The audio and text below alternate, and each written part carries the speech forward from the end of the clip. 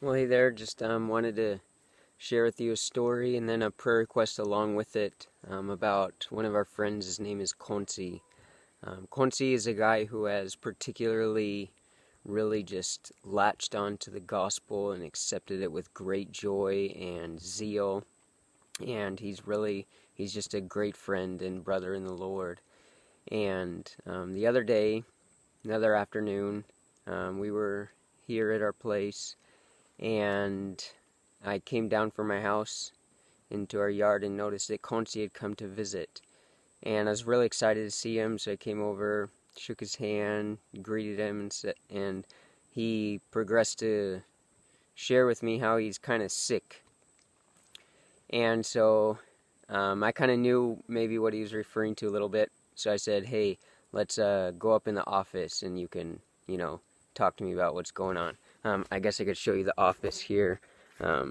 This is the office. All our houses are like on stilts up on posts, and our offices too. So we walked over, went up in the office, and I kind of had the feeling it had to do something with his genitals. There's kind of a backstory with that's actually quite appalling, and I can't really even share it here on this platform.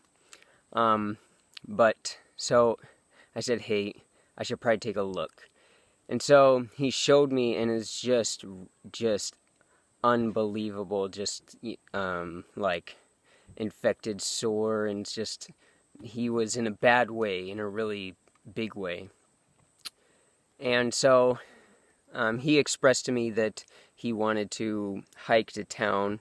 He would hike 5 or so hours, catch a public motor vehicle, drive to town for the rest through the night, and arrive to town in the morning is how they'd get to town. But they had to pay for these public motor vehicles, so I knew this. So I asked him, like, hey, Kons, like, do you have any money to be able to get to town? And he said, yeah, I have 100 kina. That's the currency here, kina. And that's kind of, it's enough to get there and back, but no extra money to buy food or anything like that. So I decided that I would help him out with some more money so that he would actually be able to get to town, go to the hospital, and take care of himself and come back. And so he sat down there in the office in a chair, and I went in the other room, and I got some money, and I brought it out, and I handed it to him. And I handed him the money. He just held it for a few seconds, and I could tell he was very grateful. But then what happened next, I would have never expected. He just burst into tears, crying. I was like, whoa, this is really meaningful to him. And then he began to share with me. He said, you guys have come here, and you have shared with us a talk that is bigger, and he's referring to the gospel. He said, you shared with us a talk that is bigger than anything I have ever heard or ever thought of.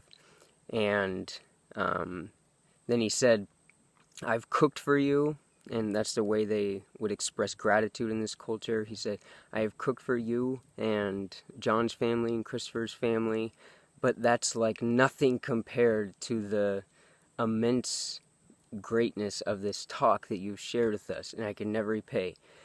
And then he said, now you've given me this money to help me get to town, to help me with this physical problem that I have. And he said, it's just too much. I don't know what to say. I don't know how to handle it. And he was just overcome with gratefulness and gratitude. And it was very special to see that from him. And so, yeah, I just wanted to share that story with you. That the gospel really is having an impact with certain people here. And also wanted to share this story with you that we could be praying for Konsi this week as he makes his way to town. I think he's probably traveling there right now.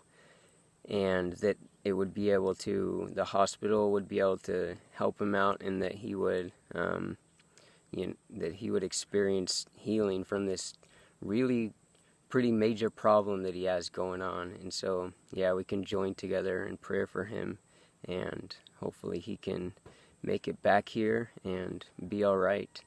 And so yeah, but thanks for being there and being willing to listen to stories like this, and being willing to hold the ropes behind us in prayer for us and these guys and gals here in the bush.